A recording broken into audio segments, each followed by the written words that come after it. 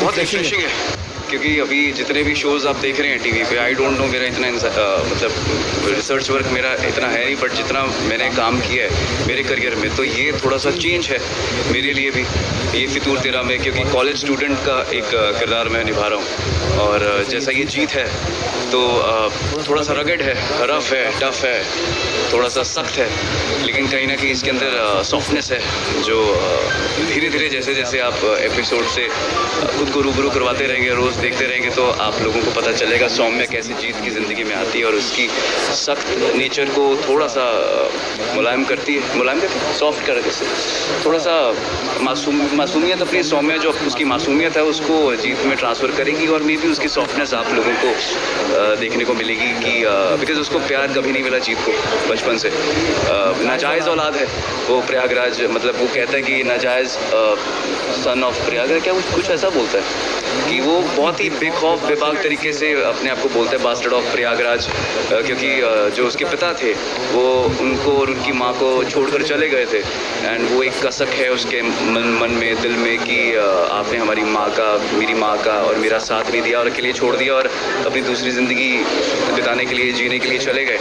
तो अब जब नानी उसकी चल बसी हैं, तब उसको लग रहा है कि जिस काम के लिए आप मुझे हमेशा रोकती आई थी, जैसा आप एपिसोड 1 में देखेंगे कि कलश लेकर मैं, यूजुअली आगे भी सीन्स आएंगे जब आप देखेंगे कि मैं कलश से बातें करता हूँ, बिकॉज मैं अपनी नानी के बहुत ही क्लोज था, तो वो जो मुझे हमेशा रोकती रहती थी अब वो नहीं है, तो इसलिए मैं अब रिवेंज मोड में हूँ और मैं अपने बाप से रिवेंज लूँगा, जो कि संजीव सक्सेना है शो में उनका नाम। तो लेट्स सी आगे, ओवर टू यू, आप बताइए। ये फितूर तेरा is a beautiful love story about growing up, finding yourself and stepping out of your comfort zone. It is not just about love. इसमें बहुत सारे इमोशंस है, जैसे सौम्या जो बहुत ही सहमी हुई एक लड़की है, वो जैसे बड़ी हुई है, उसकी जो अपब्रिंगिंग है, उसने बाहर की दुनिया बहुत ज़्यादा नहीं देखी है। जैसे वो घर से बाहर निकलती है, लोगों से मिलती है, वो बात नहीं कर पाती है, वो घबरा जाती है, लड़कों से उसको बात करनी ही नहीं आती है। ऐसा नहीं है कि सौम्या को कुछ समझ नहीं आता है या वो बात नहीं करनी चाहती है, पर उसके अंदर कुछ तो है जो वो बोल नहीं पाती है, वो घबरा जाती है। बाद में जब जीत के साथ उसकी मुलाकात होगी तो तब धीरे धीरे वो खुलेगी, उसके अंदर जो जितनी सारी चीज़ें दबी हुई है वो बाहर आएंगी। ऐसे हमारी कहानी आगे बढ़ती जाएगी और आप लोग भी देखेंगे, आप लोग बताएंगे आप लोगों को कैसा लग रहा है। ये अक्सर जितने भी इंट्रोवर्ट्स हैं, जिनकी इच्छा है एक्सट्रोवर्ट होने की, हाँ, वो थोड़ी बहुत उनकी भी कहानी है। आप सब लोग आई गेस रिलेट कर पाएंगे जब आप इस शो को देखेंगे, कब जब भी आपको समय मिले, जब भी आप इस शो को देखेंगे, एपिसोड देखेंगे, तो आपको पता चलेगा आप में से कुछ लोगों में सौम्य होगी और आप में से कुछ लोगों में जीत होगा। सो आई गेस ये बहुत ही रिलेटेबल कैरेक्टर्स हैं, आप लोगों को बहुत अच्छा लगेगा।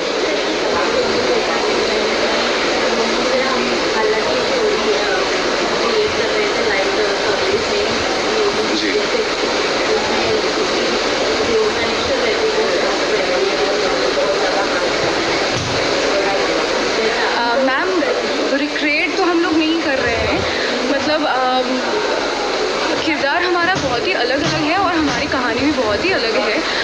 जैसे उसने बताया कि सौम्या जैसी लड़कियां भी यहाँ पे होंगी, जैसे मेरे साथ भी ये हुआ था जब मैं यहाँ बॉम्बे में आ रही थी कोलकाता से, मैं बहुत ही डरी हुई थी। मेरे अंदर ये था कि मुझे करना है, पर कैसे करूँ, लोगों से कैसे बातें करूँ, क्योंकि तब मेरी हिंदी, अब भी मैं जितनी बातें कर रही हूँ आपसे, तब मेरी हिंदी उतनी अच्छी नहीं थी, मैं बहुत अटक अटक के बात करती थी। तो यही हमारी कहानी ना बहुत अलग है। जीत के एक अलग जर्नी है, सौम्या की एक अलग कहानी है, तो ऐसे मतलब वो रेप्लिका तो हम लोग नहीं बना रहे हैं। नहीं, आपको हर एक टेस्ट मिलेगा। हाँ जी, क्योंकि देखिए ऐसा है ना, हाँ जी जी जी, होता है ये, क्योंकि क्या होता है ना, I'll tell you क्या होता है। किसी भी शहर में जाओ, रात भी होती है, दिन भी होता है, आप भले ही आप शहर के देश के बाहर चले जाओ, वहाँ पे भी दिन होगा रात होगी, टाइमिंग्स ऊपर नीचे जाते हैं, लेकिन रात को रात ही कहा जाता है, दिन को दिन और सुबह को सुबह।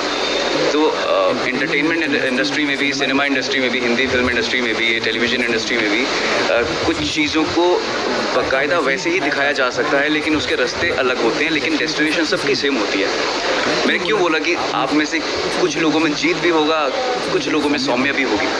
सो एक रिलेटेबिलिटी होती है हमेशा।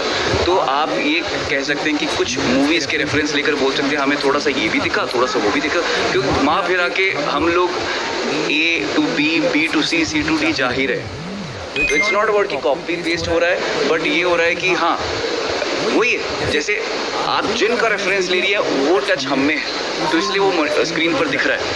वैसे ही जो ईशान है, अब अगर कोई मुझसे मिलता है तो कोई कहता है यार मैं ना इस सोशल मीडिया पे नहीं हूँ, ये नहीं हूँ, कहता अरे यार आपके जैसा हूँ मैं भी। आप समझ रहे हो? तो रिलेटेबिलिटी अगर हम देखें, उसका फैक्टर देखें, तो यस, आप बहुत सारे ऐसे कैरेक्टर होंगे जिससे आप रिलेट कर पाएंगे। जी, मैं ये जानना चाहूँगा किसका फिटनेस किस पे ज़्यादा चढ़ता हुआ देखने मिलेगा, जीत का या सौम्या का? ऑडियंस के पॉइंट ऑफ व्यू से या फिर हमारे पॉइंट ऑफ व्यू से? ऑडियंस के पॉइंट ऑफ व्यू से भी और आपके भी पॉइंट ऑफ व्यू। देखो, ऑडियंस के पॉइंट ऑफ व्यू से तो मैं बोलूँगा कि हीरोइन सबको अच्छी लगती है। अब अगर इधर के पॉइंट ऑफ से बोले तो सौम्य को जीत पसंद आएगा। तो हो गया ना मेरा। शायद मतलब हमें भी उतनी कहानी अभी नहीं पता चला है। शायद सौम्या को ही जीत बहुत ज़्यादा पसंद आएगा। आई गेस अब वो भी नहीं पता, बिकॉज आगे की स्क्रिप्ट हम लोगों को नहीं पता है। हाँ। लेकिन जितना हम सोच पा रहे हैं शायद ऐसा हो जाए, बट जो भी होगा आप लोगों को बहुत मज़ा आएगा।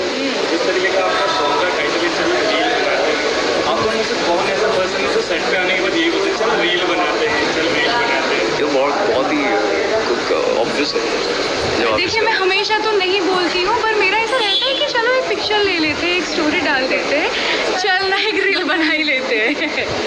तो मैं ऐसे ही, जैसा म्यूजिक वीडियो में देख रहा हूँ, मैं ऐसे ही बोलता हूँ यार मुझसे नहीं हो पाएगा, मुझसे नहीं हो पाएगा, बट हाँ। In continuation of this, I know long back when it was Rakita, then you are not social media person, but यहाँ जब रील बनाते हैं तो कितनी रील बनाई गई है, रील बनाने के प्लान है? मैं किरदार के अंदर जब तक हूँ सब कुछ कर रहा हूँ, किरदार के बाहर I have my rules, I have my principles, I don't break. तो बट हाँ, शो की प्रमोशन के लिए मुझे जहाँ जहाँ जाना पड़ेगा, जो करना पड़ेगा मैं कर रहा हूँ। जितना मेरा मतलब कि होता ना कि जितना सब कुछ अलाउ करता है मेरा, बट मैं इनका साथ पूरा देता हूँ। ये जब कहती हैं कुछ कहती हैं, अपने पेज पर पोस्ट करना चाहती हैं, तो मेरा पूरा सपोर्ट है। एंड सपोर्ट से ज़्यादा यही होता है एक कलीग्स के लिए एक रिस्पेक्ट होती है जो हम लोग एक दूसरे को इवेंट टेक करते हैं। यही बोला था ना मुझे बोलने को। क्या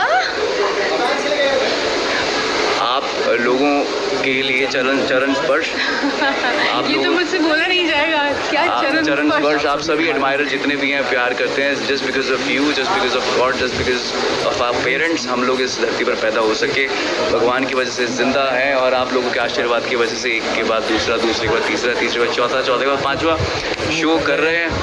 ऐसे आप अपना प्यार देते रहिए। शायद आपके प्यार की वजह से हमें रिस्पॉन्सिबिलिटी फील होती है कि हाँ हम रिस्पॉन्सिबल हैं, एंड आई सीरियसली मोटिवेशन मिलती है हमें कि और भी अच्छे से काम करना है। तो थोड़ी सी शर्म आती है जब एक दिन भी हम खुद पे लीनियंसी दिखाते हैं, कमज़ोर करते हैं take. That's why I try my best, and ये भी वैसा ही महसूस करती हैं एंड रिस्पॉन्सिबिलिटी फील करती है कि हम लोगों की ये बहुत बड़ी रिस्पॉन्सिबिलिटी कि इतना बड़ा मंच मिला हमें, इतना बड़ा चैनल मिला हमें, इतनी बड़ी अच्छी कहानी मिली है, प्रोड्यूसर्स, क्रिएटिव्स, जितनी भी टेक्निकल डिपार्टमेंट है। आपने जैसे एपिसोड 1 देखा, देखो कि बहुत अच्छे से दिखाया हुआ है। फ्रेमिंग्स अगर आप देखें, कलर टोनैलिटी आप देखें, तो अगर इस सब स्टैचर के बाद भी अगर हम मेहनत ना करें तो शर्म की बात है। So thank you very much once again, आप लोगों को बहुत शुक्रिया। Thank you so much. ये मैंने एडमायरर्स के लिए किया था, मैं जा नहीं रहा हूँ। फाइनली हमारा शो देखने के लिए बोल दो प्लीज, 8:30 बजे स्टार प्लस पे हर रोज ये फितूर तेरा आ रहा है। आप सभी का बहुत बहुत मतलब आपको हमारी तरफ से बहुत प्यार, आपका भी बहुत हमें प्यार मिलता रहेगा, लेकिन उसके लिए आपका प्यार हम तक पहुँचे, उसके लिए आपको हर रोज 8:30 बजे बजे स्टार प्लस पर ये फितूर तेरा देखना पड़ेगा, क्योंकि ये सिर्फ इश्क नहीं,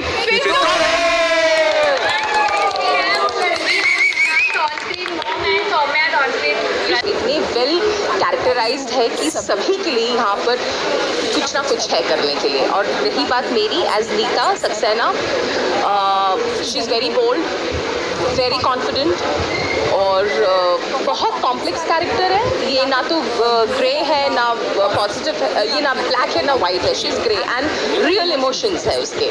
मतलब जैसे हम दिखाते हैं टेलीविजन में, यू नो, बैड तो bad, no, she is good, she is bad, she is complex, she is fighting, she is house wife, वो कॉलेज में भी जा रही है एंड वो सब जगह है and stands for her right. जो उसको गलत लगता है वो करती है और बोलती है।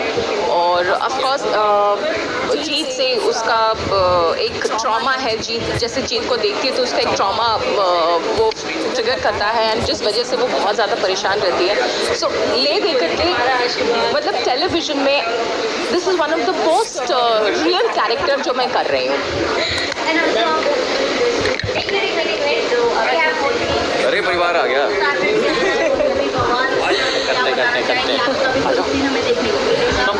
अनफॉर्चुनेटली अब वो मैं कर नहीं पाऊँगी because I wish I could do, but my best wishes to Bhojpuri Bawaal and my co-actresses out there, my co-stars out there, I wish I could be part of it. But क्योंकि मैं Star Plus में already हूँ तो and Colors एक rival channel है तो उस वजह से